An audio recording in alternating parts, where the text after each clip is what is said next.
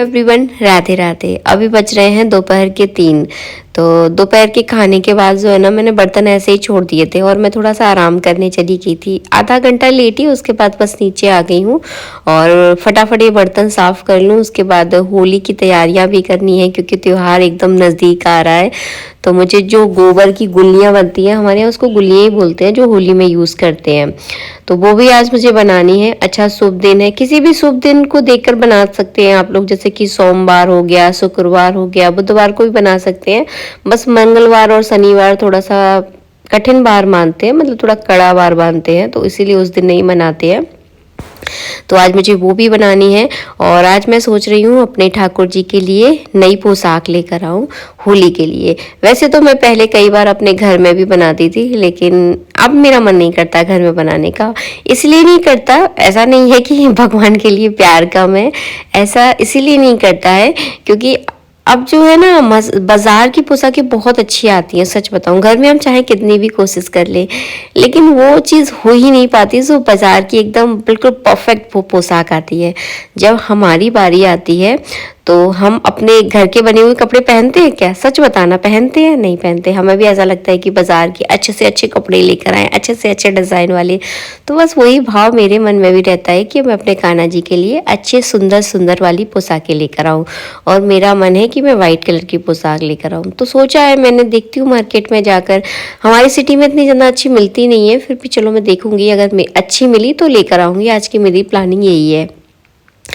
तो सबसे पहले मैं अपने बाल वगैरह एक से कर रही हूँ, क्योंकि दोपहर बोल रही हूँ, सुबह के समय जैसे मैंने नहाया ना, उसके बाद तो ऐसे ही जूड़ा बांध के मैं काम वगैरह में लग गई थी। तो शाम के समय ही चंदा मैं छोटी मोटी करती हूँ। तो यहाँ पे मैंने चोटी वगैरह भी कर ली है। अब इसके बाद मैं छत पर जाऊँगी और जैसे ही मैं दोपहर में आराम करके आती हूँ, थोड़ा सा अपना किचन का काम करती हूँ या छोटे मोटे काम करती हूँ ना, तब जो है ना मुझे चाय की याद आने लगती है। तो मेरा बहुत मन कर रहा है कि मैं चाय पी लूँ। तो फिर मैं इस टाइम तो चाय नहीं पीऊँगी, क्योंकि अभी दोपहर के 3:30 ही बजे हैं। तो इस टाइम चाय पियो, फिर 5 बजे फिर चाय की एक होता है ना, मन की आवाज़ आने लगती है। तो मैं चाय नहीं पीऊँगी। यहाँ पे मैंने थोड़ा सा ही काढ़ा बनाया है, ये है अजवाइन और जीरे का काढ़ा, क्योंकि हल्का हल्का जो है ना मेरे गले में दर्द सा हो रहा था। ये मौसम जो है ना बहुत अलग टाइप का है, इतनी तेज़ हवा चल रही है बाहर। अगर आप निकल जाओ ना और गलती से अगर आपने कपड़े डाल दिए तो आपके सारे कपड़े उड़ जाएंगे। बहुत ठंडी वाली हवा, ऐसा लग रहा है किसी पहाड़ी क्षेत्र में ना जो है ना बर्फ़ गिरी हो बहुत। तो इसीलिए मैंने काढ़ा बनाया है। ये काढ़ा जो है ना मौसम में सही रहता है। अभी मेरे पास गिलो नहीं है, वरना गिलो का काढ़ा भी बहुत अच्छा होता है। तो हल्का गुनगुना हम इसे पीते हैं और चाय की तलब थोड़ी कम हो जाएगी। ऐसा तो नहीं है कि चाय कोई पूरा कर देगा, लेकिन हाँ थोड़ी तलब थोड़ी सी कम हो जाती है, क्योंकि इसके बाद जाना है मुझे छत पर। गोबर की गुलियाँ बनाऊंगी होली के लिए। और मेरे मोहल्ले में तो बहुत सारे लोगों ने बना भी ली, उनकी तो सूख भी गई हैं। तो मैं थोड़ा सा लेट हो गई हूँ, तो चलिए फटाफट जाके बनाते हैं।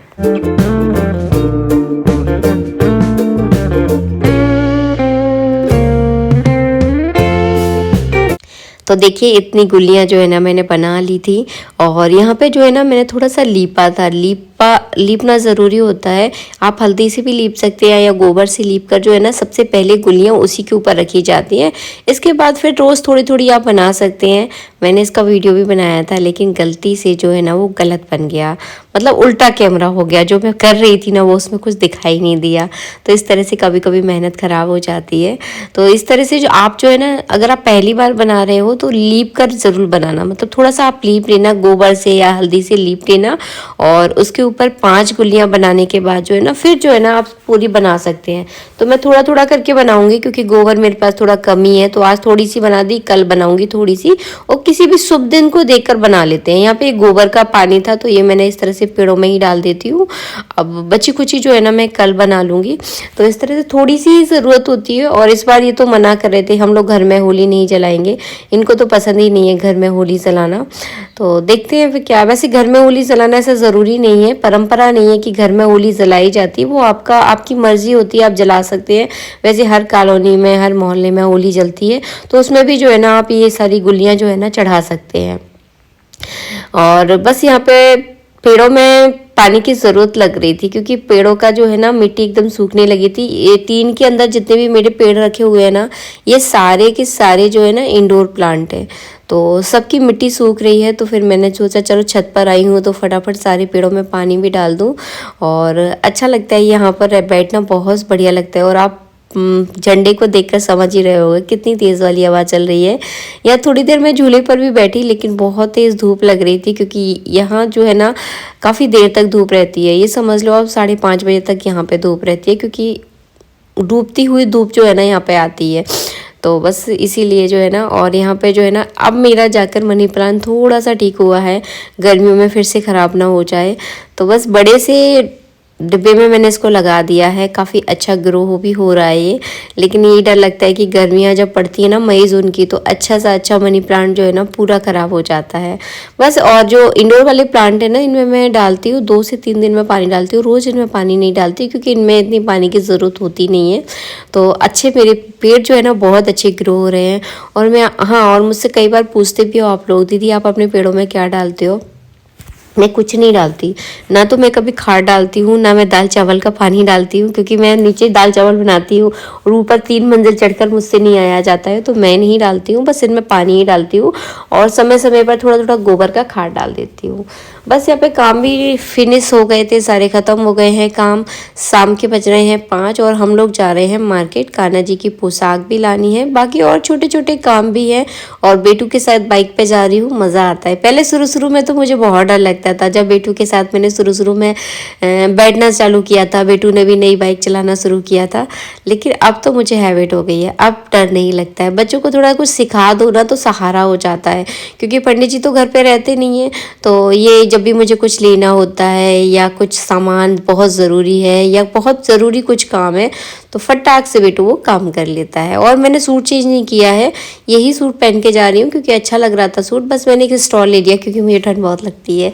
आके फटाफट मैंने यहाँ पे खाना बनाया, और मैंने बाज़ार में कोई वीडियो नहीं बनाया, क्योंकि बहुत भीड़ होती है। यहाँ पे मैं लेकर आई हूँ गाजर, लेकर आई हूँ 10 रुपये किलो गाजर। अभी सब्जियाँ बहुत सस्ती हैं, मतलब आपको 10 रुपये के 1.5 किलो आपको टमाटर मिल जाएंगे, 10 रुपये किलो गाजर मिल जाएगी, मतलब काफ़ी सस्ती सब्जियां हैं। तो बस ये गाजर मैं कल बनाने वाली हूँ, इसलिए इसको मैंने फ्रिज में नहीं रखा है। बाकी सारी सब्जियां मैंने फ्रिज में रख दी हैं, रात के लिए दूध निकाल के रख दिया है।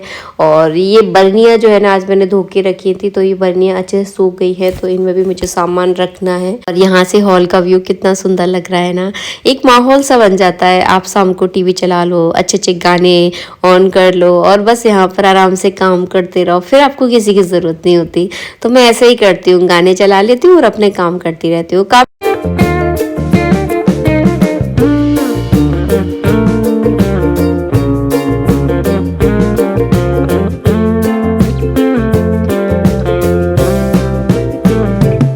और मुझे आज आपको कुछ दिखाना भी है, तो कुछ 2-3 चीज़ें थी जो मैं लेकर आई थी और आपको दिखा नहीं पाई थी। तो अच्छा नहीं लगता है मुझे अगर आप कुछ मैं लेकर आऊँ और आपको ना दिखा पाऊँ। चलो पहले इसको लगा लूँ, क्योंकि जहाँ से मैं निकल रही थी ना तो ऐसे ही फैला पड़ा हुआ था। चलो मैंने इसको एक सा कर लिया है।